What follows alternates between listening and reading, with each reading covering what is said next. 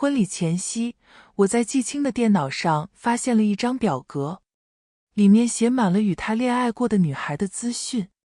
我的那栏写着安分守己，适合结婚，而他的初恋那栏写着你是飞鸟，当骄傲地飞向远方。他说他不会娶她，因为当他的妻子必须得操持3餐，相夫教子，伺候公婆。他舍不得。我没吵也莫闹。第二天回了趟电视台，季青不知道我也有一张表格，是调任非洲做战地记者的申请表。我真正爱的人还在那里，我要去把他找回来。亲爱的朋友，你有没有过这样的时刻，偶然翻开一本旧书，指尖触到泛黄的纸页，突然就想起某个午后，阳光透过窗棂洒在书籍上，连灰尘都在光束里慢慢飘。那时的时光好像特别慢，慢到能把书中的每一句话都嚼出味道。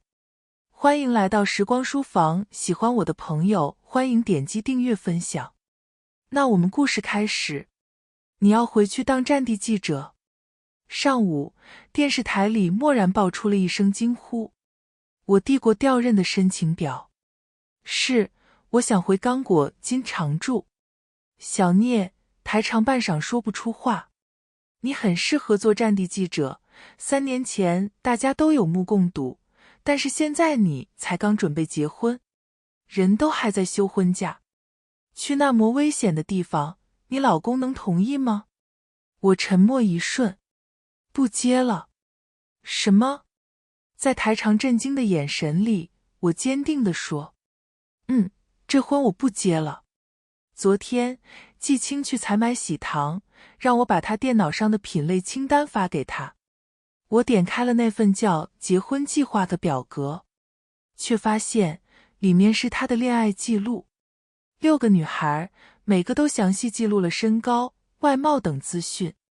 我的那份排在第1页。姓名：聂兰。家庭情况：无父无母，社会关系简单。性格：贤妻良母型，安分守己，无上进心。备注：会做家务，能繁育后代。最后，他标黄了几个字：适合结婚。心在瞬间下坠。停顿了几秒，我继续往后翻。其他几个女孩也都有类似的评价。奢靡铺张，不考虑。生活习惯懒惰，不考虑。有个弟弟，不考虑。但最后一张表格，除了姓名和照片，空空如也，只有备注一行写着：你是飞鸟，当骄傲地飞向远方。他叫乔宁。我记起，在确定宾客名单时，季青对这个名字有些犹豫，反复几次加上又删除。我问他原因，他说对方正在环游世界，可能不会特意回来。原来是初恋啊。季青的微信还在电脑上挂着。我找到了乔宁，他们的聊天记录删得很干净，但他的最新一条朋友圈写着：可恶，我爱的人要结婚了，我要去打爆他婚车的车轴抢婚。季青在下面回：抢也没用，我不会娶你。呜呜，好啊，你这回找到真爱了是吧？说什么呢？哼，算了算了，就你家那种封建的家庭，嫁给你就得伺候你们一家子，我才不要呢。我的征途是星辰大海。我知道，所以我娶了他们想让我娶的人。我也舍不得你做这些。舍不得这个词从季青的口里说出来，还真是稀奇。我和季青是相亲认识的，他年轻有为，是3甲医院最年轻的副主任医师，外形也英俊。但因为有一对传统难缠的父母，一直莫能结婚。他们控制欲极降，又要求儿媳乖巧温顺，眼里有活，会伺候人。我第一次和季青回家时，他母亲便端来一盆水，让我为他洗脚。但我愿意忍受这些。因为看到季青的第一眼，我就想，为了这张脸，让我做什么都行。我们恋爱了2年，他父母对我非常满意，而他渐渐习惯了永远干净整洁的家，永远备好的热汤热菜，永远熨烫笔挺的衣服，但态度却一直不咸不淡。直到他今年生日，我想亲手为他做一个蛋糕，结果烤箱在预热时爆炸了。他赶到医院时，看到我的胳膊上全是玻璃碎片，才第一次有些失态，慌乱地捧住了我的脸，声音颤抖：你不用为我做这些的，不做也可以的。可即便如此，他也从未说过舍不得。后来他向我求了婚，我原以为他大概是出于一点真情，愿意和我走下去，但没想到他只是为了遂父母的愿。乔宁是他珍惜到宁愿放手的人。看到他们对话的那一刻，我就想这段关系该结束了。他做戏给他的父母看，我做戏给自己看，但演得再好也终究是戏。从电视台回到家，我从书柜深处翻出了几个相机包，那是我深埋起来的旧日记忆。相机外壳的触感都已经变得陌生，电池也早已干涸。等待座充充电的时间里，我把储存卡插进了电脑，打开了那些尘封已久的照片。第一张是在街头等待分发霍乱药片的黑人妇女，第二张是不及枪高的5岁儿童兵，第三张是住在破碎帐篷里的北极5省难民。硝烟和尘土的味道穿越了时空，心像被一双利爪抓紧了。我仰倒在椅背上，平缓着飙升的心率，有些自嘲的笑笑。也不知道，要是季青看到这些东西，还会不会在我的备注栏里写下“安分守己”4个字。正想着，手机震动了2下，是他的资讯。他发了个餐厅的位置，我才突然想起，他晚上请了伴娘伴郎们一起小聚。我没识摩亲友，所以他们都是季青的朋友。不过我清楚，这只是个宴请的借口，因为今天乔宁回国了。我到餐厅时，他们已经点完菜了。季青隔壁坐着乔宁，没有我的位置，而乔宁看到我，饶有趣味地打量了一番，然后指挥我：你去搬个椅子，随便坐吧。我坐到了离他们最遥远的位置。期间，季青只是淡然地看着一切，一句话也莫说。有人发问：乔乔，我们还以为这次你不会回来呢。开什么玩笑，这可是阿青结婚，我就是爬也得爬回来，看看他到底找了个什么货色。几个人交换着意味深长的眼神。那倒也是，你们俩关系可不一般。之后，他们便开始问乔宁一路上的见闻。等菜上来时，他已经讲完了在地中海钓黄鳍金枪鱼，在葡萄牙徒步朝圣之路，在澳大利亚攀爬乌鲁鲁巨石的故事。那些人眼睛都在发光。乔乔，你可是个女孩，居然敢去那么多地方。哼，我可不是那种眼里只有柴米油盐老公孩子的女人。勇敢的人先享受世界喽。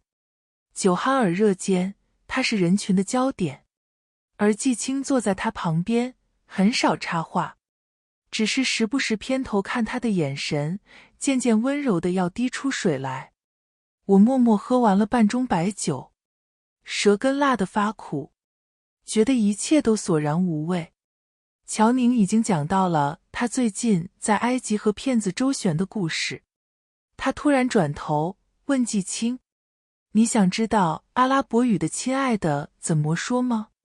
季青一读，摇了摇头：我教你啊。乔宁歪倒在他的肩上，对着他的耳朵吹了一口气。哈比比。季青无奈地将他扶正，耳垂变成了粉红色。你坐好，你快跟我学啊。禁不住乔宁闹。他叹了口气，认命地开口：哈比比 ，bingo， 没错，你就是我的哈比比。他眼睛一转，突然又看向我：你去过非洲吗？有人立刻嗤笑：你看他像吗？还非洲，出省都少吧？连季青都面带讥讽，摇了摇头。乔宁眯了眯眼睛，一脸胜利的表情。那倒也是，我问错人了。问他啊，应该问附近哪个菜市场的菜最便宜，哪个牌子的洁厕灵最好用才对。桌上爆发出了一阵大笑。他转开头，又开始了下一个话题。我慢慢握紧了拳。我想，我也有些醉了，否则怎么会因为这种拙劣的挑衅而感到愤怒呢？我去过，我轻声说。餐桌上的声音小了几分。乔宁歪了歪头，什么？我去过非洲。他脸上闪过一丝惊愕，但又很快不屑。哎呦，没必要这么虚荣吧，没去过就莫去过了。撒谎可不好，很容易被拆穿的。我没有撒谎。那你说说，你去的哪里？肯亚？摩洛哥？难道是南非？他昂着头，像是笃定我答不上来。我盯着他。刚果金。空气突然安静了。哪里？刚果金？在啥地方？喝多了吧，这种事都吹得出来，哈哈。哪个正常人会去那里又穷又乱的地方？心里的火又旺了一些。那里除了我，还有很多人呢。无国界医生、维和部队、援建工程队，难道大家都不是正常人？我不仅去过，我还在那里待了一整年。我见过他们为了矿产资源打仗，去过埃博拉治疗中心，和联合国工作人员一起分发救济粮食。我还中弹了呢。场面一片死寂，所有人都张大了嘴。还有，我摇晃着手里的酒杯。地中海没有黄鳍金枪鱼，因为他们更喜欢热带海域。朝圣之路也不在葡萄牙，是从法国到西班牙。乌鲁鲁巨石更是早在19年就已经禁止攀登。我眯起眼睛，乔宁，撒谎可不好，很容易被拆穿的。他的脸色瞬间惨白。众人疑惑又茫然的视线在我们之间扫来扫去。乔宁腾地起身，色厉内荏。他一个没爹没妈的东西，怎么可能去过那些地方？是他在撒谎。我杵着腮帮子笑，那你把照片给大家看看呗。去了那么多地方，总得拍几张照片吧。我，不会没有吧？他越发慌乱，转向季青。阿青，你老婆怎么回事？今天不是我的接风宴吗？你怎么让她这样欺负我啊？算了，既然那么不欢迎我，那我走好了。说着，他抹了抹眼睛，竟跑了出去。场面顿时骚乱，其他人都急得推季青：快去追啊！大晚上的，跑丢了怎么办？季青脸色黑了，狠狠瞪了我一眼，疾步走了出去。其他人也纷纷离席。嫂子，我们就先走了。有人压低声音。他怎么有脸这样针对乔乔的？难道不知道自己才是鸠占鹊巢的那个吗？善妒呗。乔宁又漂亮又有见识，她有什么？她为难乔乔，最后还不是她老公去哄，可真蠢。他们讥诮着走远。偌大的包厢，顷刻间只剩下我一个人。我无声地嗤笑一声，又给自己倒了一盅酒，仰头而尽。其实乔宁没说错，我确实没去过那些地方。但之所以知道他在撒谎，是因为我妈。我也不是天生就没爹没妈的。他是个国际新闻记者，后来开始常驻战区。那个年代，女人到国外工作，男人在家乡养育孩子，简直是件大逆不道的事。邻居总嘲讽我：你妈不要你了。我捏起拳头揍他们，凶狠地捍卫作为孩子的尊严，却只会被更无情地嘲笑。小时候想见他一次很难，但他常常会寄来带着世界各地邮戳的信件，事无巨细地写他在当地的生活，附上照片。我童年最快乐的事，就是坐在爸爸膝上，听他读信，然后在心里勾勒出那个意气风发的女记者形象。他说：兰兰，大多数女人的世界很小，但真实的世界很大，等你长大了，你要亲自来看看，见多识广，才能知道自己要的是什么。他是我的眼睛，在连书都没看过几本的年纪，我就通过他对世界惊鸿一瞥。但在我5岁那年，他因公殉职了，因为揭露了科索沃战争中军队屠杀平民的事件而遇害。报社只找回了他的相机，里面除了他誓死保护的珍贵影像资料，还有一张不知道什么时候拍的我的照片。那时我还不太理解什么是遇害，但那些以前就喜欢在我家门口嚼舌根的人都幸灾乐祸。看到没？太爱抛头露面的女人是没有好下场的。之后我便没了妈妈，却一直记着她的劝诫，去亲自看，亲自记录这个世界，你才知道自己要的是什么。今天下午我翻出来的相机里，成色最老最斑驳的那一台就是他的。热意越发上脑，我头晕目眩，将脸埋进了掌中。妈，我好想你。第二天早晨，我是被头痛唤醒的，撕开眼皮，猛了好一阵，才意识到头顶是家里的天花板。昨天都不知道是怎磨回来的。起身去倒了杯温水。季青坐在客厅里，面色阴沉。你就是这么当女主人的吗？根本不想理会他。我转身走向书房，然而桌上空无一物。我沙哑着嗓音问：我的相机呢？我给乔宁了。我猛地转身，他暴毙一审，不是你让他多拍2张照片的吗？大脑艰难地理解着从季青口里说出的每个字。他竟然把我妈的相机给了乔宁。我突然就砸了水杯，揪住他的领子。你怎么敢动我的相机？你怎么敢？季青被吓了一大跳。乔宁现在在哪儿？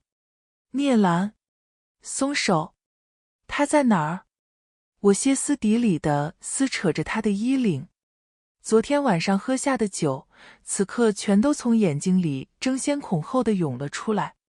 季青突然怔住了，在云安大酒店，房号1103。我推开他，夺门而出，开着车杀到酒店。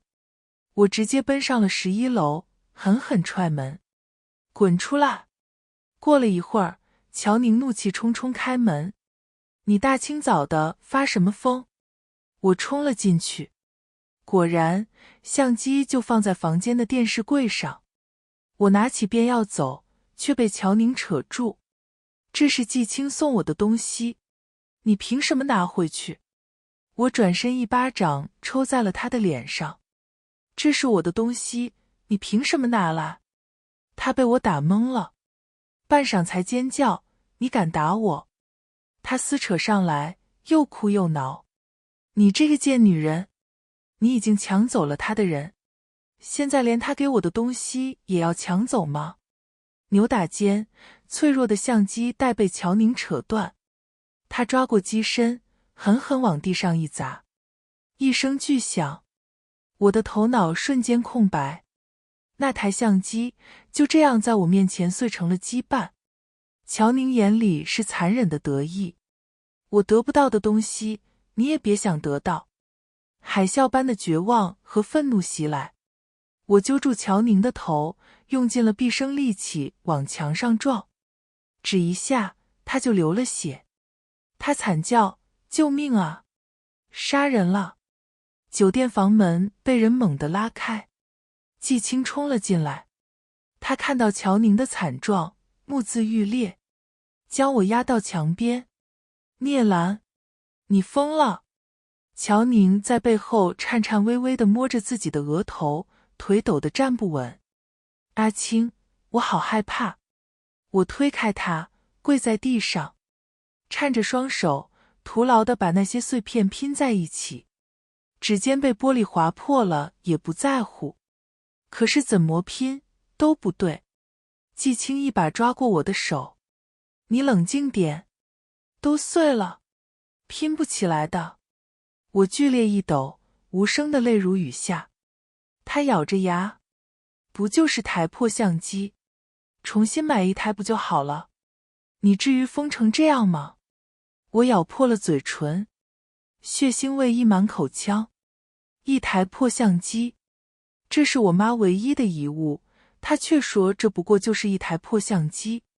我抬头，难以抑制滔天的恨意，猛地扇了季青一巴掌，指尖的血蹭在了他的脸上。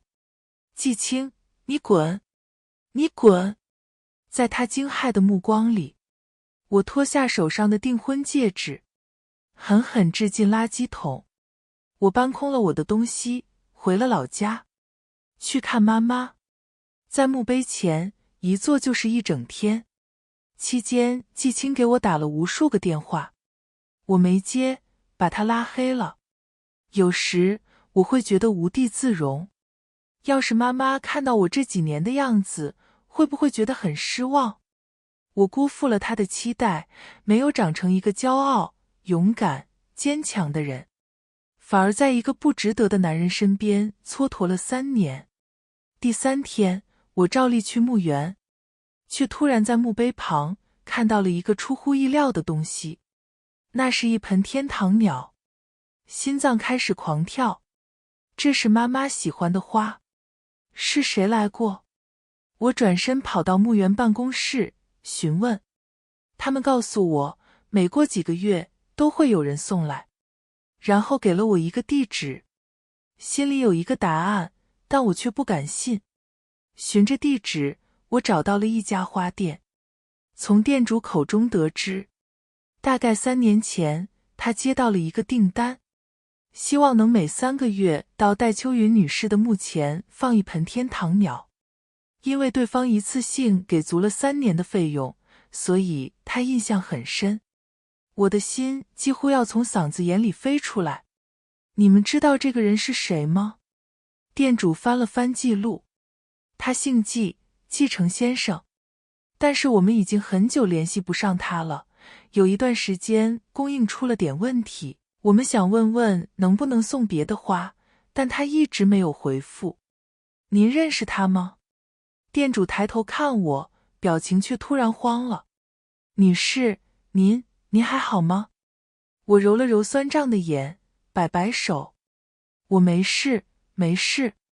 店主很善解人意，他递来一包纸巾，又给我泡了杯花茶，便转身去醒花了。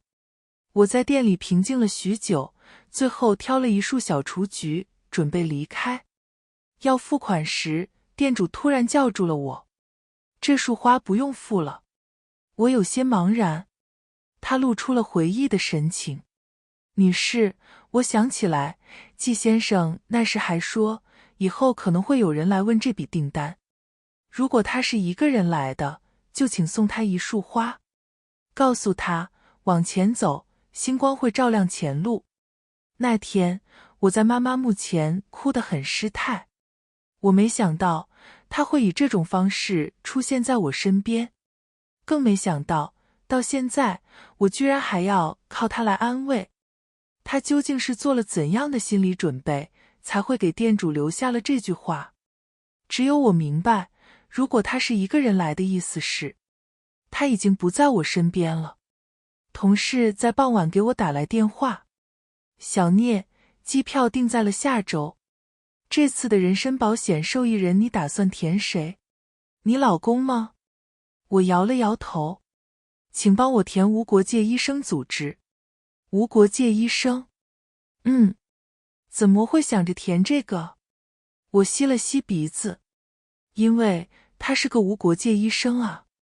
摇摇晃晃地走出墓园门，我看到了一个意料之外的身影，是季青。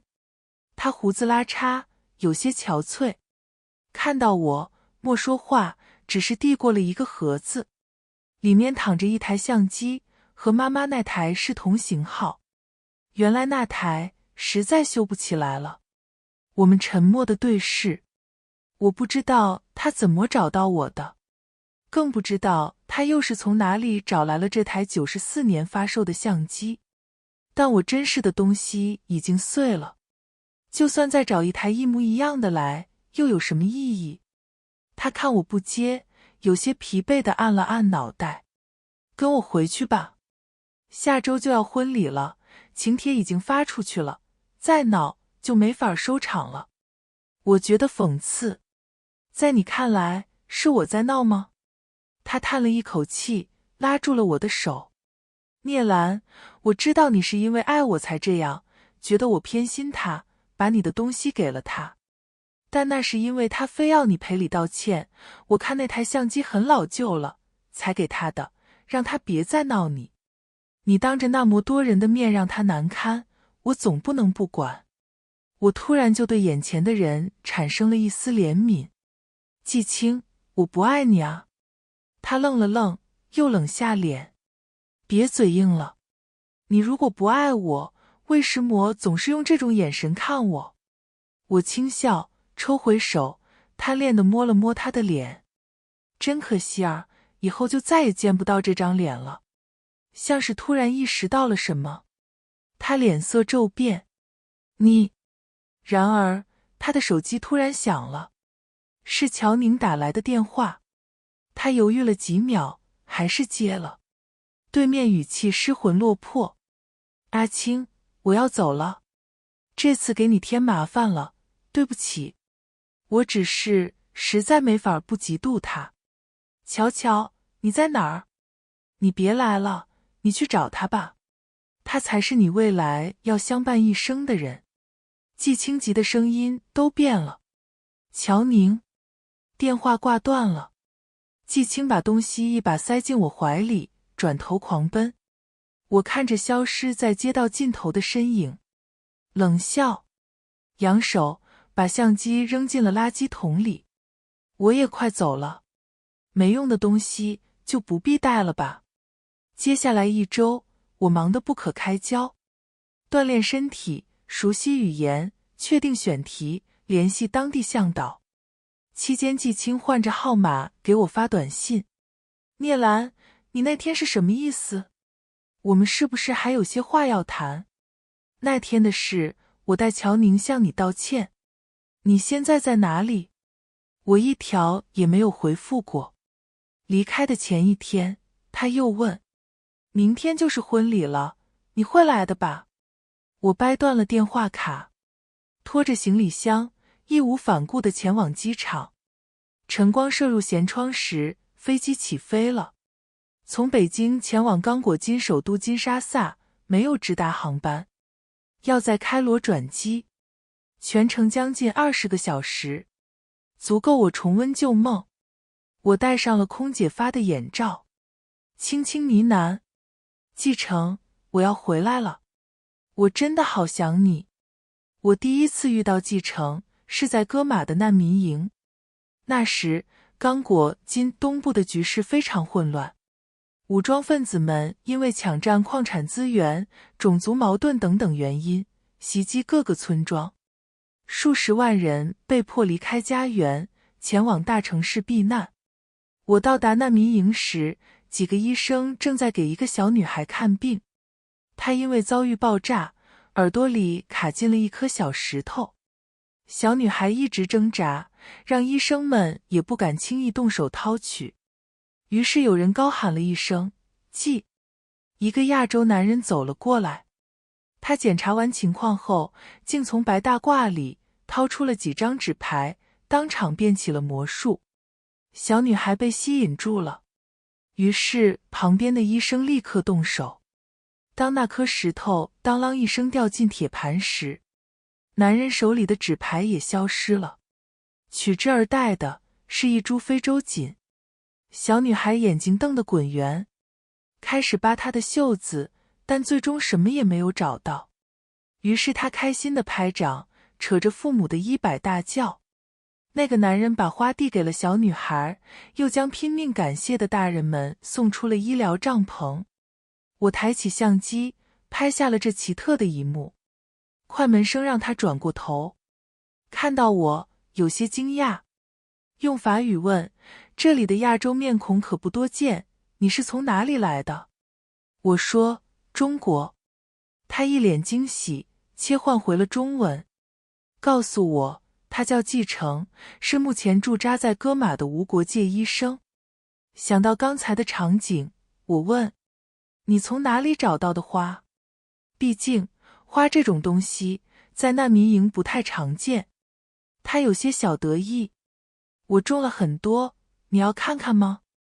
我跟着去了他的宿舍，发现他用捡来的泡沫箱、塑胶瓶、碎瓦片造出了一小片花园，有刚才见到的非洲锦，还有白紫莲、热带兰、刚果杜鹃。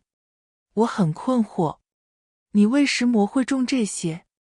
他把腿搭在了桌上，语气理所当然：“因为花能让人开心啊。”我只感到纳闷，他却笑了。我知道你在想什么，你觉得食物、饮用水、药品对于他们来说更为迫切，而花华而不实，对吗？我点了点头。他说，在这里，所有的一切都在逼着人遗忘美好，但开心能让人记起自己还活着，还值得去期待些什么。有期待，就有希望。他唇角扬起，朝我眨了眨眼。所以，花也很重要。心底的弦被轻轻拨动了一下。我看着这个过分乐观热情又散漫不羁的男人，一时竟有些挪不开视线。整个难民营只有我和季成两个中国人，所以我们成了天然的同盟。与第一印象有些不同，季成对于工作其实极度认真，他为我提供了大量详细的伤亡情况、物资短缺情况，而我将这些数字和故事汇成报道传播出去。我的第一篇报道就为当地争取到了一批近1000吨的食物捐助。当时季成发现了难民营里异常的艾滋死亡率，我们一直在分发抗艾药物，但他们还是一群又一群的死了。这不合理，除非他们根本没有吃药。我翻看着那些患者的记录，说，那我去查一查。我到处走访，最终发现，不止抗艾药物，几乎所有分发的免费药都流向了黑市。药贩子们只需要用一袋发霉的玉米粉，就能换取那些救命的药片，因为那可以成为难民和家人们接下来1个月的口粮。报道发出后，在国际媒体引起了轩然大波。联合国世界粮食署迅速调配了物资。援助车队到达的那天，营地里出现了从未有过的欢呼声。我们帮忙分发着救济粮，忙得满头大汗，心里却无比欣慰。将最后一袋土豆递给一个怀抱婴儿的母亲后，季成和我倒在了卡车边上。他转头看向我，笑意点亮了整个面庞，衬得那张英俊的脸更加熠熠生辉。聂兰，谢谢你。谢我什么？在你来之前，我只能眼睁睁地看着他们陷在困境里，能做的事很少。但现在，我从你身上看到了我的意义。你让世界看到了他们和我们。我在那一刻心如擂鼓，几乎无法正常呼吸，慌乱地拨弄鬓边的头发，试图遮住自己逐渐通红的耳根。从那之后，我们飞快地熟悉了起来。季成很受欢迎，他医术精湛，在关键时刻极为靠谱，同时又很风趣，总是把其他人逗得哈哈大笑。我很喜欢和他待在一起，有他在的场合，连我的采访对象都愿意多说两句。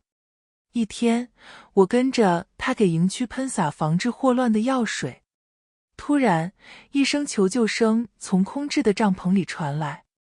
掀开门帘，一个男人正压在一个女孩身上，撕扯着她的衣服。我瞬间冷了脸，冲过去推开他。他怒骂着，挥起了拳头。季承一把将我拉至身后，举起胸前的工牌。如果不想以后没人给你看病，你最好马上离开。男人看着上面的红色十字，骂骂咧咧地提上裤子，逃了出去。我们把女孩带到了难民署办公室，请他们帮忙重新安置到其他的帐篷里。等做完一切，季承拍了拍我的肩。别难过，你已经做得很好了。我一怔，我没有难过。难民营同样也总是伴生暴力犯罪，这是我早就知道的事。但他歪了歪头。可你看上去就是很难过。我愣住了，抬手摸了摸自己的脸。他忽然笑了，伸手用力捏住我的脸颊。一个人的心情可不是只会写在脸上。他像是找到了新的乐趣。之后我们每次见面，他都要观察几秒，然后说今天心情不错，或者是谁惹你生气了。我无奈又好笑，忍不住问你到底是怎么看出来的？他把手枕在脑后。我有个弟弟，你们在某些方面有些相似，都喜欢把情绪藏在心里。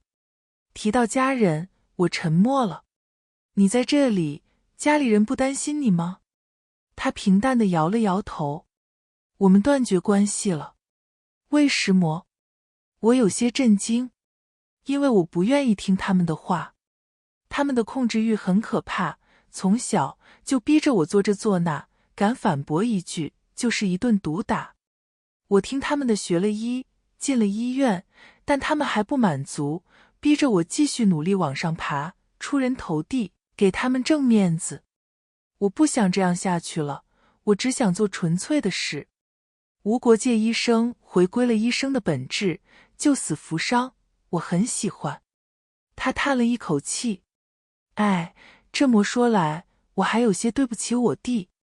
小时候我不服管，他们就生了他，以防我要是废了，他们还有小号可以重来。我跑出来后，他就被逼上了我的老路。虽然他很听话，但我知道他也很压抑。我听说他后来和一个很跳脱的女孩恋爱了，但也被他们搅散了。我第一次听他提到家人，没想到却如此令人唏嘘。我们相顾无言了一会儿。他问：那你呢？你怎么会来这里做战地记者？你的家人不担心吗？或许是因为他先坦诚地分享了自己的家庭往事，我便也觉得没有那么难开口了。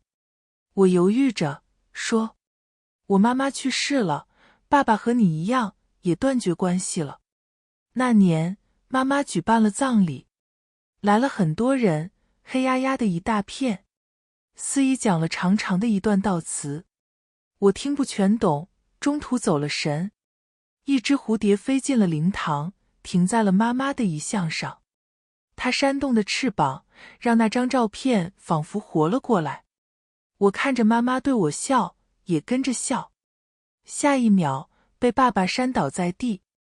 他咆哮：你妈都死了，你怎么还笑得出来？所有人都看着我，仿佛我是一个怪物。我哇的一声哭了。他又给了我一巴掌。我都还没哭。你哭什么？再哭我就把你扔出去，不要你了。那一刻我好恐惧，眼泪晕在眼眶里，咬死了嘴唇，一声不敢再吭。妈妈去世的第一年，爸爸常常半夜坐在客厅里，翻看着那些信和照片。第二年，他把妈妈的东西装进了几个纸箱里，堆到角落，积满了灰。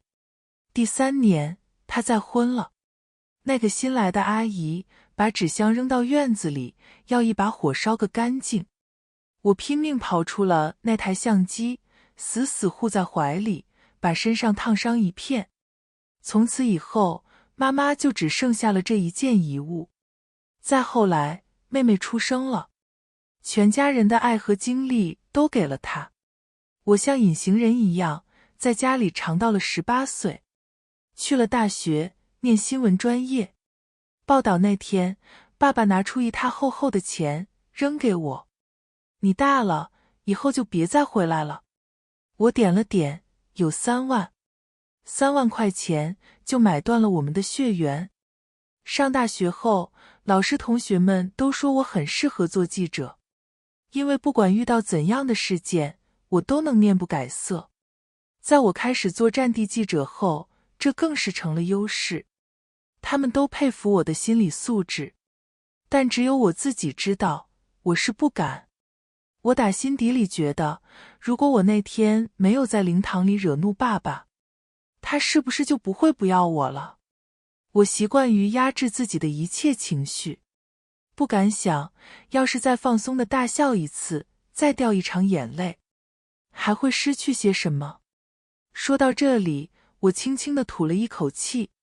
这些东西压在心里多年，还是第一次和人倾诉。继承的眉头皱得很深，平时总是含笑的嘴角也垮了下来。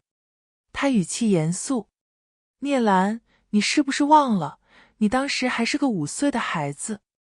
我有些茫然，什么？大哭大笑是孩子的特权？你拼命地压抑自己，只是因为你从来没被允许做个小孩？我一愣，脑袋仿佛被一根闷棍击中。原来是这样吗？葬礼过后的很长一段时间，爸爸都没有和我说过话。后来妹妹出生，我的需求又总是排在她的后面。上大学后，我要完成学业，更要养活自己。似乎真的没有什么被当成孩子照顾的时刻。因为无人可以依靠，所以知道自己的哭和笑都不会有回应，不如藏在心底。我垂下头，有些苦涩。是啊，不过现在也已经长大了，更不可能像个小孩一样，想怎么笑就怎么笑，想怎么哭就怎么哭。突然，肋骨像是过了电，一股酥麻的感觉窜上来，惊得我露出一声怪叫。我转头看，竟然是季承戳了一下我的腰。他勾起一个玩味的笑。谁说不可能啊？我拼命后缩，却被他抓住。腰侧像是有个开关，虽然我竭尽全力地绷紧嘴巴，但仍旧像个漏气的气球一样，疯狂笑个不停。停！别戳了，好痒！哈哈哈哈哈！求你了！我挣脱，又被他逼到角落里，笑的眼泪都快飙出来，哀声恳求：“放过我吧，季医生！”他呲着牙，又朝我伸出魔爪。我缩作一团，却发现想象中的酸麻并没有发生。悄悄把眼睛睁开了一个缝隙，我看到他朝我摊开手掌，掌心里有一颗糖。他笑眯眯地说：“来，给小朋友的奖励。”我呆了半天，脱力地倒在地上，拨开了糖纸，把糖塞进了嘴里。不好吃，劣质的水果香精味弥散开来，甜得发腻，却把我的眼眶烧得灼热。季承俯身将我拉起，搂进了怀中。哭吧，没关系的，我知道你很难过。温暖有力的拥抱彻底冲垮了我最后的防线。这种被理解、被珍视的感觉，已经有多久没有感受过了？久到我以为自己根本不配拥有。然而，在这个跨越了半个地球的异乡，他却用一颗水果糖像哄小孩子一样哄我。我再也忍耐不住，5岁那年被生生憋住的眼泪，终于在20多年后尽数涌了出来。他一直轻轻地拍着我的背，任由衣服被打得湿透。到最后，我不知道什么时候就在他怀里哭着睡了过去。第二天早上醒来时，我眼睛肿得像核桃，悬八爪鱼似的缠在继承身上。想起昨晚的场景，我当场当机，翻身就想跑，结果被他伸手箍住。跑什么？我把自己埋进被子，胡乱哼了几声，他却跟个没事人一样。你害羞了？这有什么不好意思的？他把我从被子里挖了出来，笑意盈盈。以后想哭就哭，想笑就笑，谁要是不允许，我帮你揍他。我疯狂摇头。他挑起眉，你莫听懂呀。我一阵迷茫。聂兰，我在跟你表白呢。啊？他嬉笑地看着我。以后做我一辈子的小朋友吧。心脏简直要撞破窗户，飞到大气层。我完全呆滞了。他起身，掀开了窗帘，阳光直刺入室内，瞬间驱散了所有的黑暗。他沐浴在跃动的光中，朝我伸出手。对了，昨天我忘了说，你妈妈可真酷。等回了国，我们一起去看她吧。我头晕目眩，心想，这人怎么这样不按常理出牌？刚表白就想着要见家长。然而，温热的触感从掌中源源不断传来，我恍惚着，哽咽着，无法拒绝，只能说好。他高兴地把我拉起，抱了个满怀。那一刻，我在心底虔诚地向神明许愿，希望与他在一起的时光能持续的久一点，再久一点，哪怕这只是我做的一个梦。我也希望永远不要醒来。我和继承恋爱了，但因为工作太忙，我们在刚果金见面的日子并不多。大多数时候，我们在发生冲突的地方相遇。他狂奔着去救治伤患，而我拼命拍摄报道素材。匆匆擦肩而过时触碰的手，就是彼此之间唯一的交流。而网络信号也时好时坏，我们经常几天都收不到对方的消息，但他们又会在某一刻疯狂涌进手机，叮叮咚咚响个不停，顺序乱七八糟，仿佛也刚穿越枪林弹雨，载着沉甸甸的想念，顽强地传递着心之所向。但北极五省的情况不容乐观。我们第一次吵架，是在戈马附近的一个村庄被袭击的那天。我们赶往现场时，武装分子还没有完全离开，安全部队与他们交了火。我们急忙回到车上，准备撤退，但我却看到继承从救护车里又窜了下去。在交火的边缘地带，有一个倒下的村民，他把人扛了回来，自己却被弹片划得鲜血淋漓。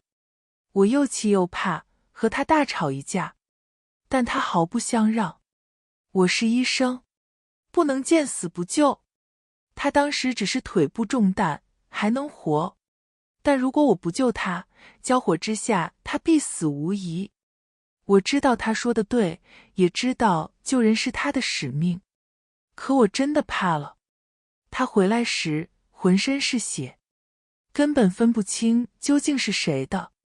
我哆嗦着检查了半天，才知道他只是受了皮外伤。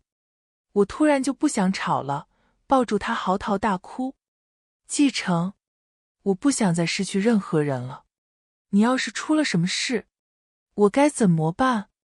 他安静了，过了一会儿后，反抱住我，声音沙哑。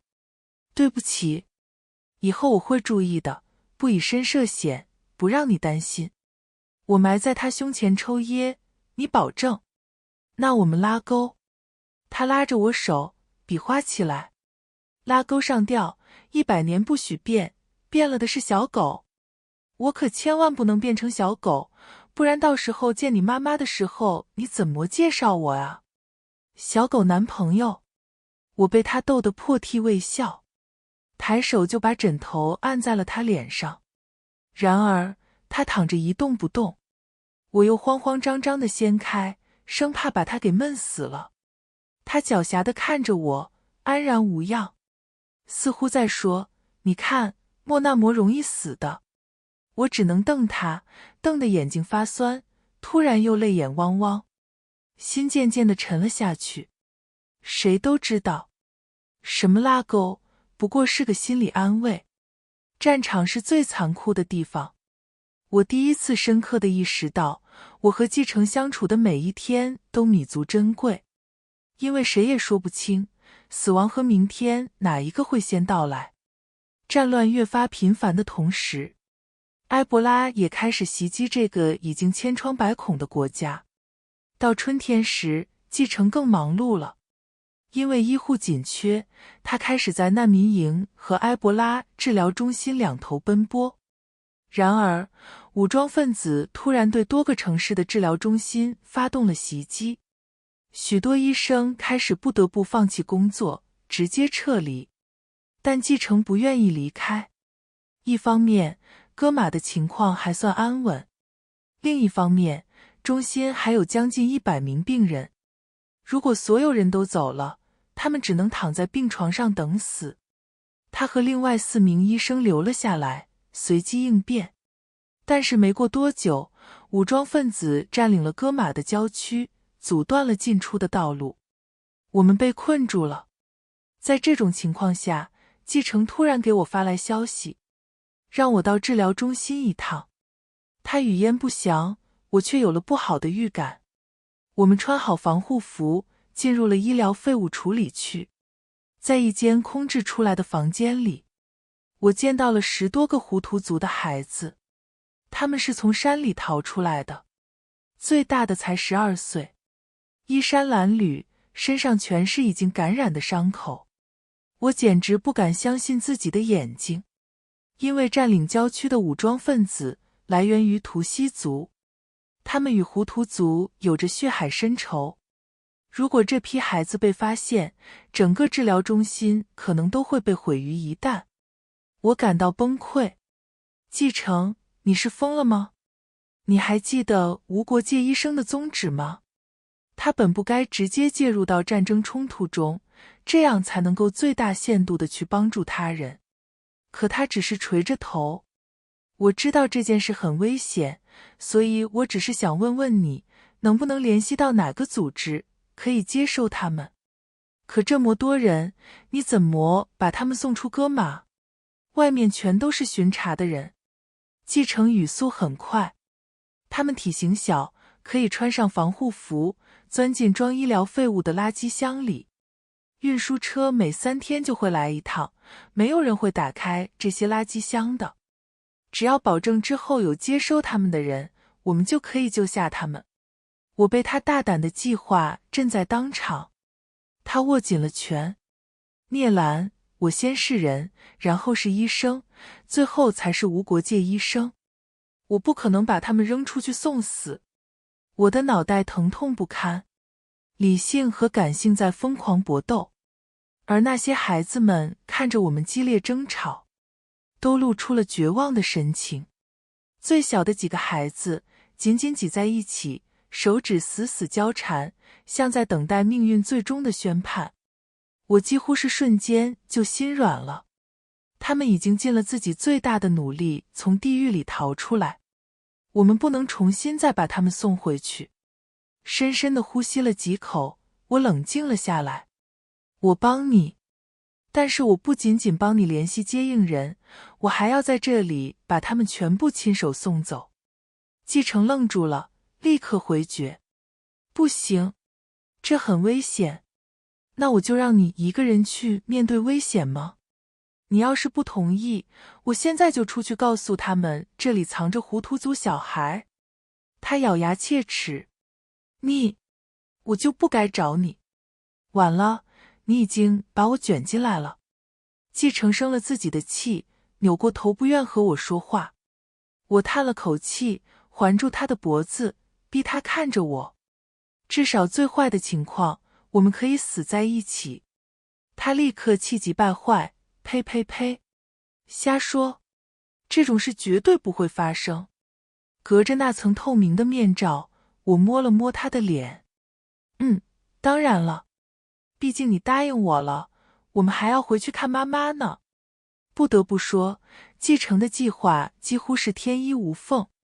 没有人会想接触那些埃博拉患者的医疗废物，更不会想到里面竟然藏着人。我们每次可以运走2个孩子。运输车中途会在路上停一次，有人道主义组织的成员会将孩子们转移走。半个月后，那批孩子只剩下了最后2个。他们年纪最大，是一对兄妹，哥哥叫让，妹妹叫玛丽。运输车要来接走他们的那天，继承心情很好。他又一次对我说：“谢谢你，聂兰。”我没回应，只是用力握住了他的手。我们几乎已经看到了胜利的曙光，甚至提前为此庆祝了起来。2个孩子为我们表演胡图族的民族舞蹈伊甘比拉，继承为他们做了一顿堪称丰盛的饭菜，而我给他们拍了很多的照片。当夜幕降临，他们开始套上防护服。玛丽给我递了一支记号笔，问：“你们可以在上面写上名字吗？”我和继承有些吃惊，但仍旧签上了自己的名字。我想了想，加上了一句：“希望你们能好好长大。”继承写：“希望你们能够和家人团聚。”我又写：“希望战争能够早日结束。”继承也写：“希望我们未来还能再相见。”我们把防护服写满了祝福的话，写到最后，每个人都泪流满面。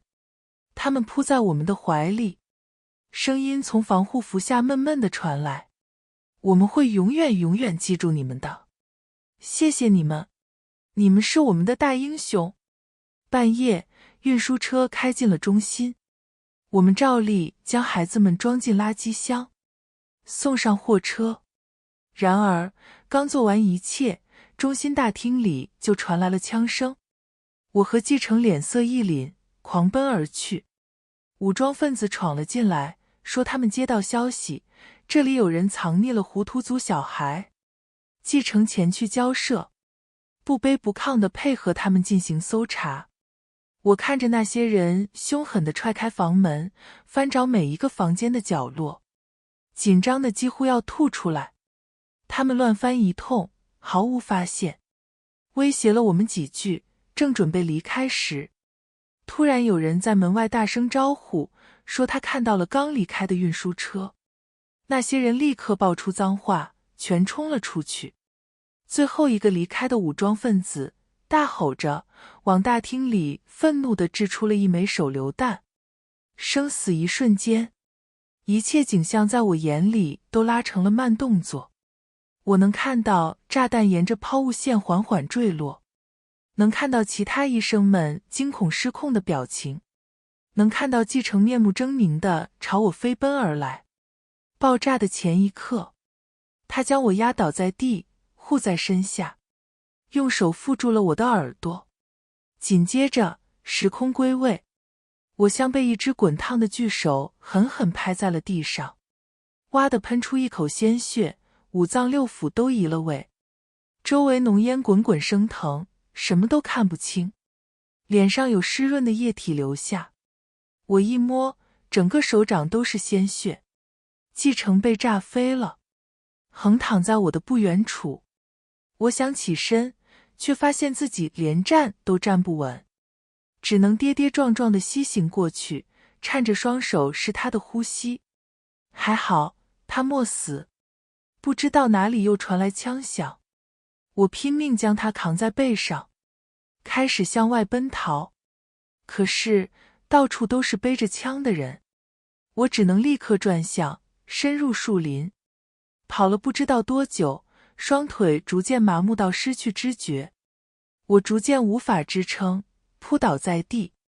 继承也在这时醒了，他挣扎着想起身来扶我，却无法移动自己的身体，只能虚弱地说：“聂兰，你先走。”我止不住的呜咽，发狠般又爬起来。我不要。要走一起走。他抓住了我的脚腕。你先走，找人来救我。2个人跑不掉的。我崩溃的大哭。继承，我们拉过钩的。你不许骗我。你要是死了，我做鬼也不会放过你。他低声笑了笑，又被口中的血呛得连连咳嗽。嗨，我不骗你。骗人的是小狗。我艰难爬起，将他扶到树边坐下，眼泪一直不停地流。他轻轻捏了捏我的手。快走吧，你不会让我死的，对吗？我疯狂抹眼泪。你一定要等我，我会回来救你的，你一定会没事的。他微笑着朝我挥了挥手。好。我转过身，准备继续逃亡。下一秒，身后传来一声炸雷般的枪响，我被人猛扑倒在地，一股巨力撞击肩部，剧痛让我呼吸骤停。中弹了。我惊恐地转过脸，看到继承倒在了我身上。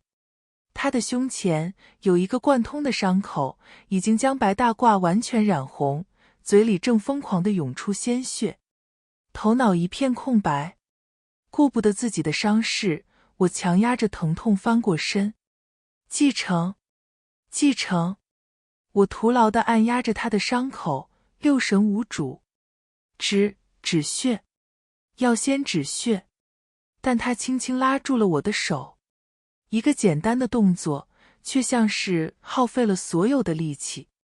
他含混地说：“对不起，我爱你，下辈子再做我的小朋友吧。”他眼里混杂着复杂的光，有不舍，有怜惜，有释然，最后全都暗淡了下去。握着我的手无力地滑到了一旁。我呆滞了，巨大的错乱感和恐惧感袭来，心头像被火烧过一般。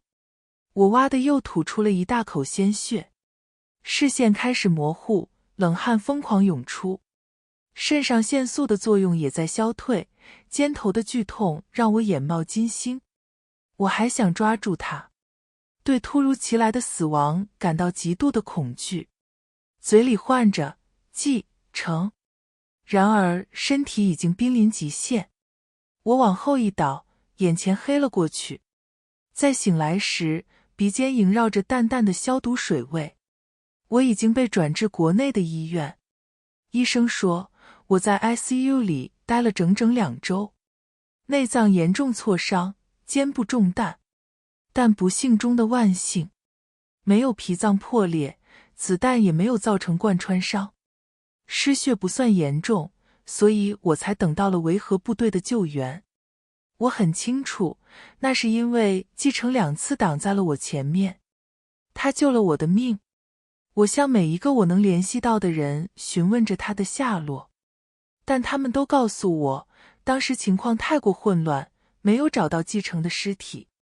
而因为伤亡人数上升，无国界医生组织已经暂停了北基5省的专案，没有人可以再帮我去寻找他。就这样，继承消失了。我夜夜尖叫着醒来，惊恐发作，脑海里不断地闪回着他死前的模样。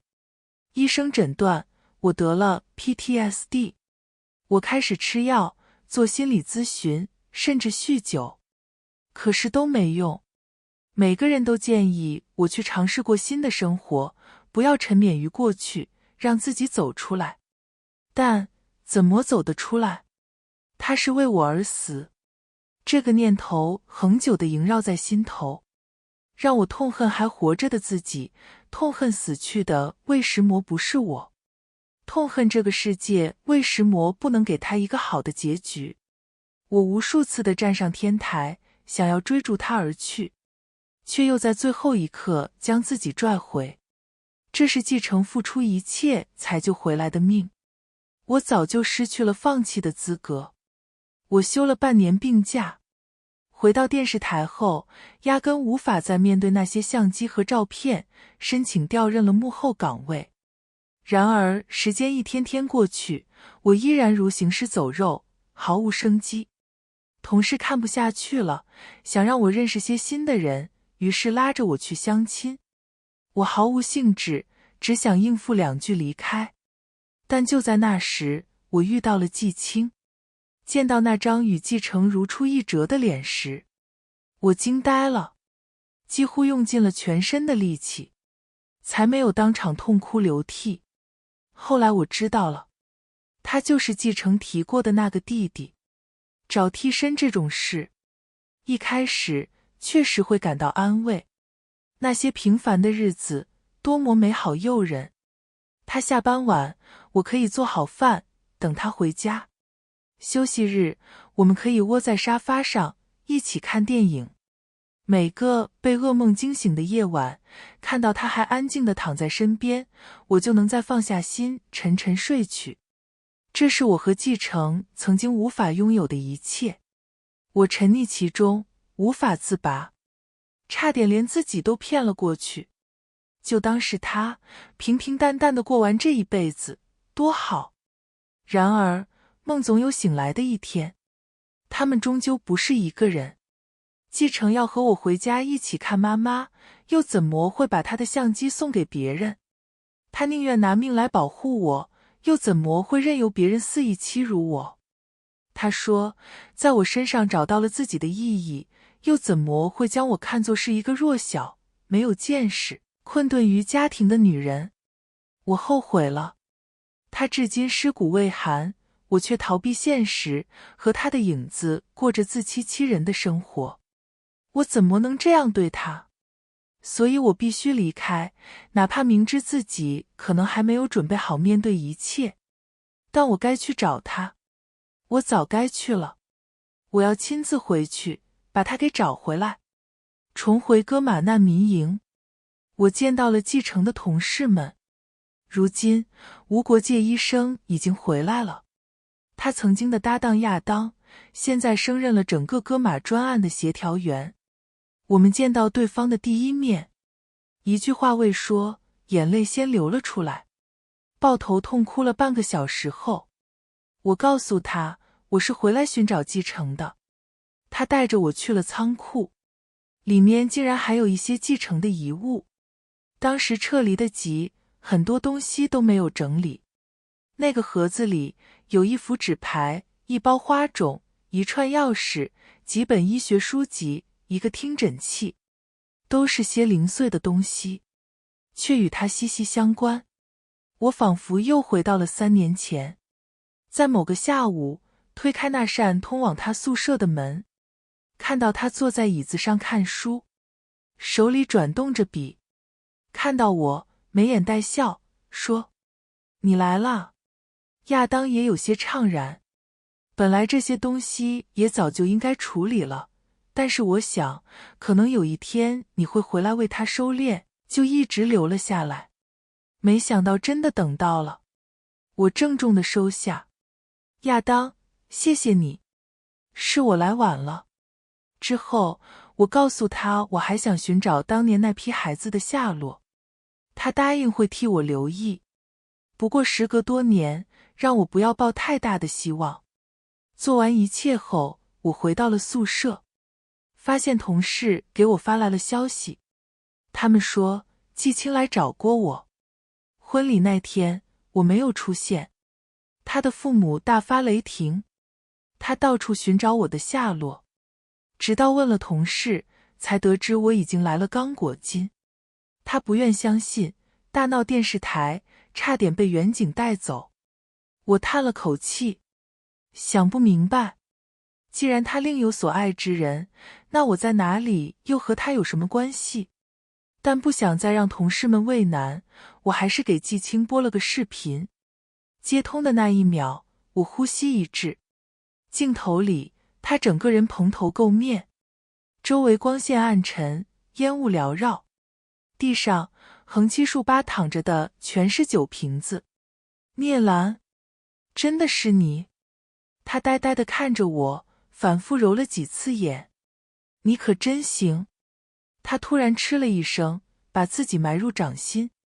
就为了乔宁说的那几句话，你就真的赌气跑到非洲去？你是不是有病？我顷刻间怒火中烧，觉得怜惜他的自己确实有病。正想挂断，就看到他的手指缝里掉下了大滴大滴的液体。你怎么能用自己的生命去开玩笑？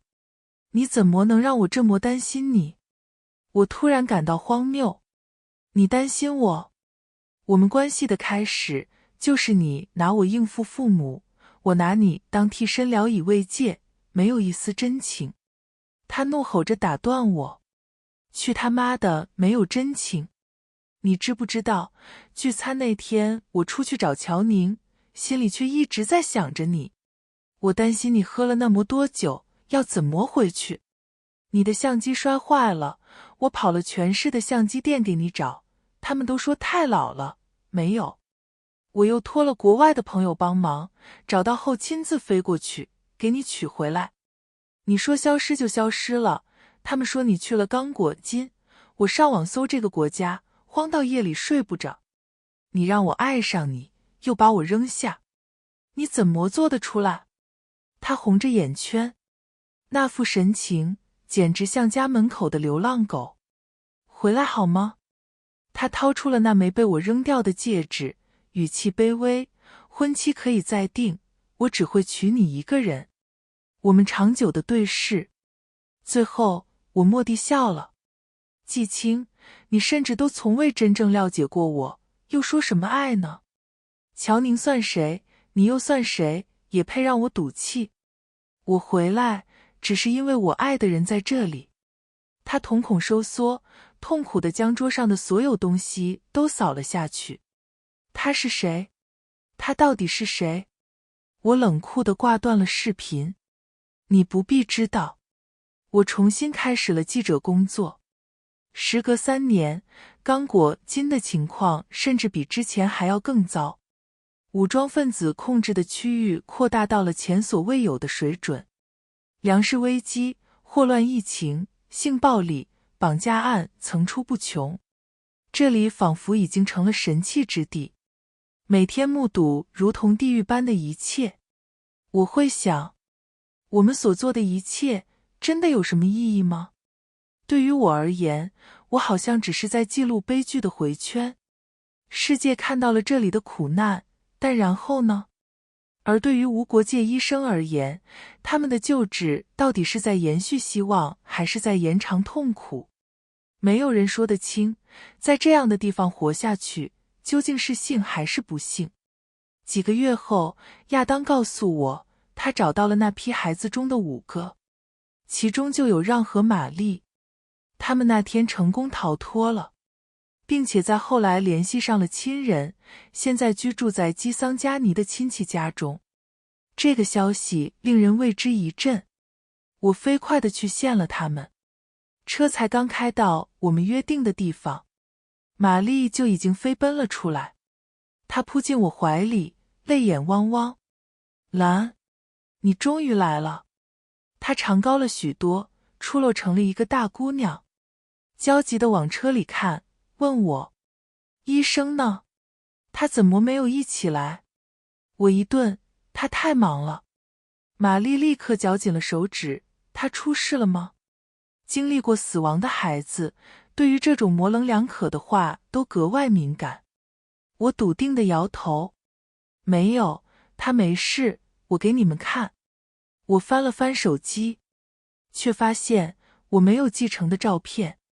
因为不敢看，回国后我把它们全都封存进了电脑中。翻到最后，我只找到了一张季青的照片。他穿着白大褂，正在台灯昏黄的暖光下看病历，和季承真的好像。玛丽看到了那张图，终于信了，高兴得又蹦又跳，拉着他的哥哥说，我以后也要当医生。其他几个孩子也附和道，我也要，我想治病救人。我摸了摸他们的头，问那个一直沉默着的男孩，让呢？以后想做什么？让瞥了眼我胸前挂着的相机，有些不好意思。我想做记者。我愣住了。我也想像你一样，让世界看到那些正在经历磨难的人。如果他们能够被看见，也许就会有人愿意伸出援手。强忍住了想哭的冲动，我把他们都揽入了怀中。如果继承还在，他应该会很高兴吧。我们无意中播下的种子，慢慢地发芽了。临走前，我把自己的卡片机送给了让，把继承留下的听诊器和书籍送给了玛丽和其他的孩子。他们激动得脸颊通红，一直到车子开远，都还站在路边，拼命挥着手，笑得灿烂极了。我想，也许还是有意义的吧。个人的力量渺小，难以撼动现状，但却能为其他的个体点燃对未来的期待。这些孩子身处沟壑，却仍盼望着用满身伤痕托举出一个美好的未来。就像继承所说的一样，有期待就有希望。又过了几个月，我寻找继承遗体的计划一无所获。我去了那片树林很多次，但当时是夜里，我根本不知道自己究竟是往哪个方向跑的。最终只能放弃。我开始整理过去的照片，把继承的故事一件件记录在了我的微博上。很多细节时隔3年已经模糊不清。本来只是害怕随着时间的流逝，我会遗忘的更多，才做了这个记录。但没想到文章爆火了，铺天盖地的留言，想要了解更多他的故事。有人说，老中人刻在骨子里的种田基因，在哪里都能搞出一片花园。有他以前的患者认出了他。季医生真的很好，我妈妈生病的时候已经有点糊涂了，但他每次和他说话，从来没有不耐烦过。他也给我女儿表演过魔术，还被他们主任以为他是在打牌，把他狠狠骂了一顿。我从那些评论里拼凑出了我们还没有相遇的日子里他的模样。没过多久，我接到了季青的视频，他将我的微博截图发了过来，问：是你吗？我大方地承认了。是。他一震，眼神苦涩。原来你说的是我哥。没错，我早该想到的，我早该想到的。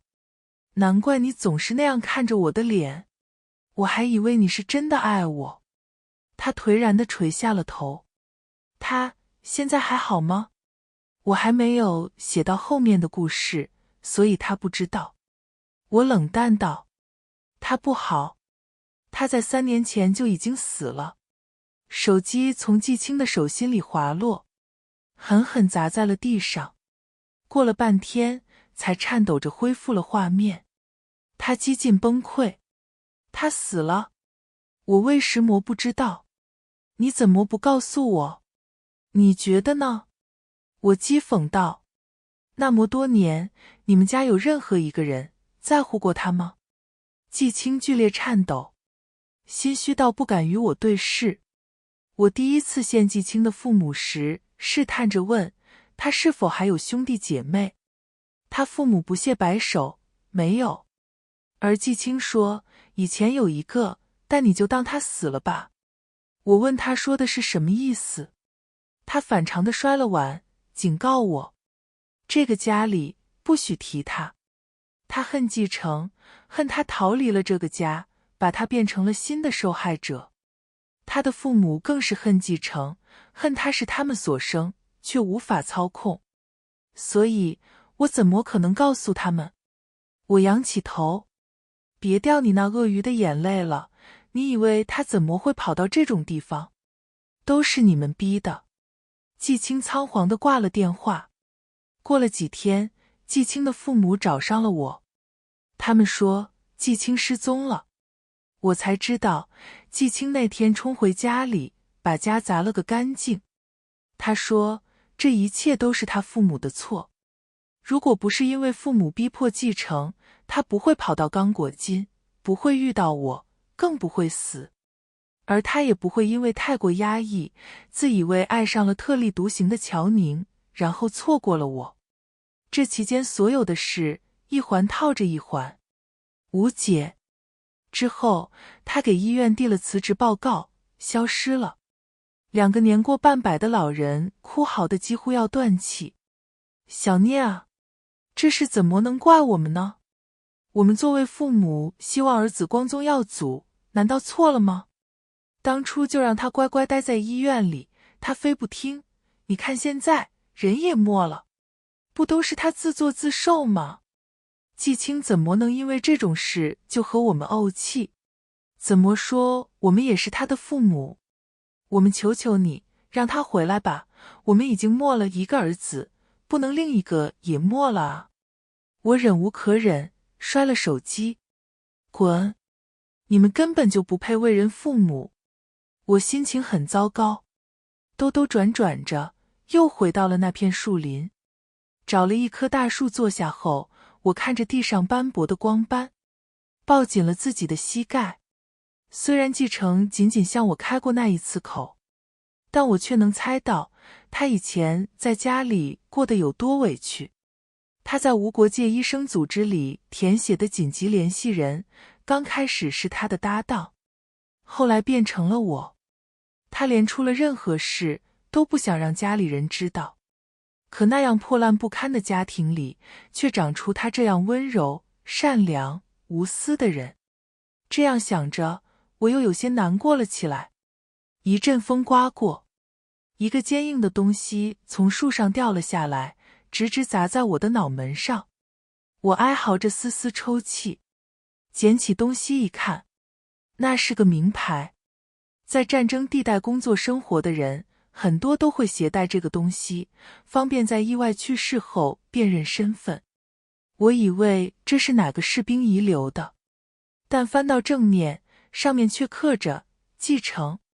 我瞬间蹦了起来，反复抹撒着上面的字。怎么会？他的名牌怎么会在这里？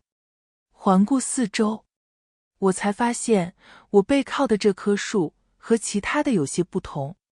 它比其他树高大得多，叶片波浪形，呈现出墨绿色，而根部的土壤颜色发黑。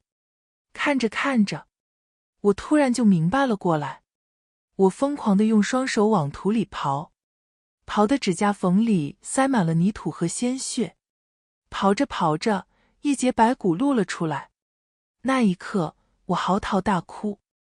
我找来了工具，翻找出了那些被树根缠绕的遗骸。泥土里还有那天他穿着的白大褂的碎片。是继承。我找到他了，我终于找到他了。他死后或许被人就地草草掩埋，而那块名牌巧合地被大树包裹生长，重现了天日。直到今天，我坐在树下，它掉了下来，就好像他看到了我在为他难过，于是弹了我一个脑瓜崩，说：开心些，不要为不值得的人生气。那些事都过去了。我紧紧抱着他的头颅，颤着声说：好，回家吧。我们回家。我申请了休假，把他的骨灰带回了国，葬在了妈妈旁边。既然他真正的家人都不要他，那我就来做他的家人。下葬的那天，我见到了季青，他瘦了很多，有些形销骨立，手里拿着2束白菊，放到了我妈和继承的墓前。他说他搞清楚所有的事了。他给我看了朋友圈里的一条道歉视频，是乔宁发的，向我和其他被他欺骗的人道歉。他说他根本就没有去环游世界，一直都待在北京，因为他觉得这样的人设能让季青念念不忘，所以才骗了大家。而对我出言不逊，也是因为嫉妒我真的要和季青结婚了。看完视频后，季青当着我的面给乔宁打了电话，他语气哀怨，说：阿青，我已经按你说的道歉了，我都被骂死了，你该原谅我了吧？还有你说的会和我结婚，真的会兑现吧？季青冷淡地说：“不会，我不会和你结婚，你骗了我，我也骗了你，我们互不相欠。让你道歉，只是因为你伤害了聂兰。从今往后，我们永远都不要再见了。”他挂了电话，拉黑了对方，向我道歉。相机的事，对不起，我不知道那是你妈妈的遗物。我摇了摇头。你不必道歉，因为我不会原谅你。无法挽回的伤害已经造成，一句无力的道歉又有什么用？他神情黯然，又说：“我也对不起我哥。他刚出去时联系过我很多次，但我每次都怪他，骂他。我心里知道，爸妈逼着我和乔宁分手，不是他的错，但是我没有逃出去的勇气，我嫉妒他。”他愣愣地看着继承的墓碑。如果我不是那么懦弱，当初跟着他一起走了，是不是还有可能一起遇到你，起码能和他公平竞争一下？我只是淡然道：“世界上没有后悔药，假设也没有意义。我爱的是继承，仅此而已。”他站了起来，轻叹了一声：“可能以后我也会去做无国界医生吧。我想离你近一些，弥补一下自己的遗憾。”我皱起了眉，本来想说随便，反正都是他自己的选择，但突然又想到，有人曾说过，他的弟弟好像并不想成为医生。他惦记你，希望你好好想想，自己到底想做个什么样的人，别再让自己后悔了。季青怔住了，像是陷入了往日的回忆，眼圈红得彻底。我捡起了那2束花，他们俩都不喜欢白菊，以后别送了。把花扔回给季青，我转身离开了。我们就像2条被洪流裹挟的小船，在曾经短暂同向的航行后，各自曲折，分头向两端。走出墓园时，我看到了一个意料之外的人，我爸。但细想，我又觉得合理。季青应该是去找过他，才会知道那是我妈的相机，所以他也知道我回来了。他有些老了，佝偻着背，在风里微微的颤抖，有些讨好似的问我：“吃饭了吗？”我开门见山：“说吧，找我做什么？”他不安地搓揉着手：“你能不能回家一趟？你大了，以后别再回来了。我不是一直按你的要求，好好的待在外面，现在怎么又要我回家了？你妹妹病了，癌症。”一瞬诧异：“我没有办法了，家里能卖的都已经卖了，你是她姐姐，能不能帮帮她？”她面容愁苦：“我知道你怨我，但是当初不是我想赶你走的。你是我女儿，我怎么舍得？我有苦衷。”我知道。他呆呆地看着我。拿到录取通知书的那天，我很高兴，我终于可以继承妈妈的遗志，去学新闻，做一名记者。我冲回了家，想把这件喜事告诉爸爸，却听到了他和阿姨在厨房里吵架。再过几年，文文也要上大学了，咱们家哪里还供得起他？你已经把他养到成年了，还不够仁至义尽吗？聂世文，你想清楚，这个家有他没我，有我没他。我小心翼翼地又重新关上门，跑到街边，独自坐了一个下午。整个暑假，我都提心吊胆，等待着那个最终的答案。到报道时，我的心终于落了下来，也砸碎得彻底。你不希望自己好不容易重建的家再次崩塌，所以选择了牺牲我。再舍不得，也还是把我赶走了。他还想要说什么，被我打断。我没有怨过你，我理解。只是站在女儿的角度，你不是个很坏的爸爸，但也不是个合格的爸爸。我拿起手机，给他转了30万元。这几年，他断断续续地往我卡里打过一些钱，我都存了起来，想找个机会还给他。你给我的钱，我还了，剩下的就当我是还了你的养育之恩吧。以后别再来找我了。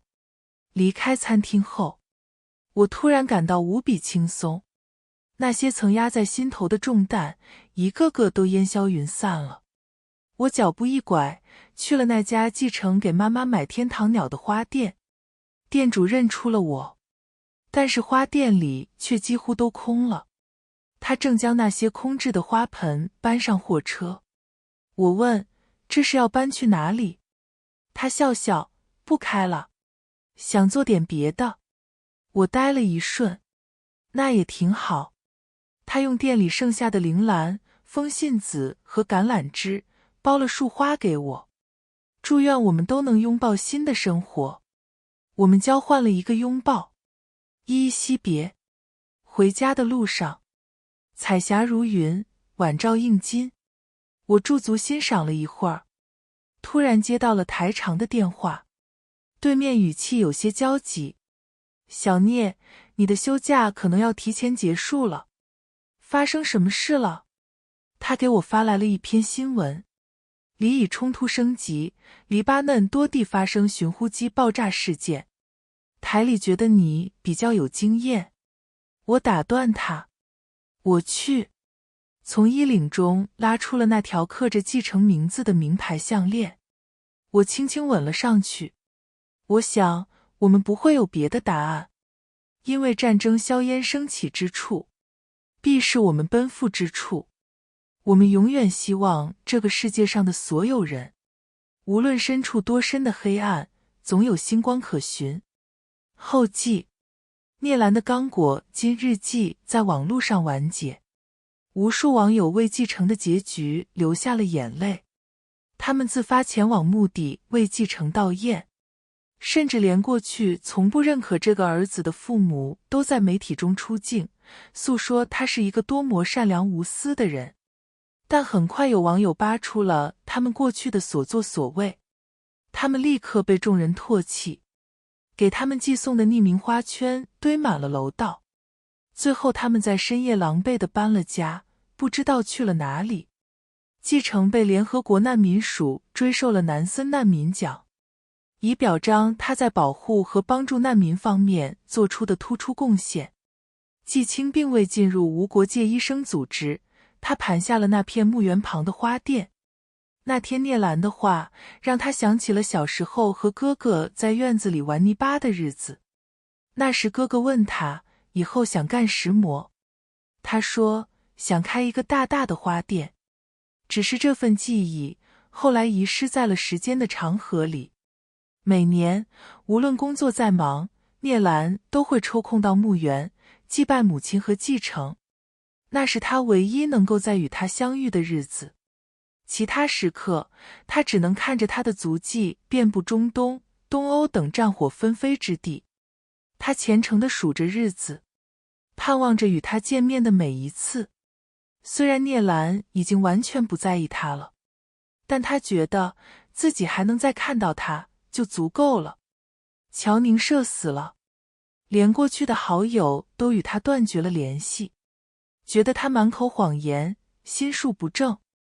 他走投无路，找到了季青，却发现对方的眼里早就只剩下聂兰一个人。他把自己变成了一个彻底的小丑。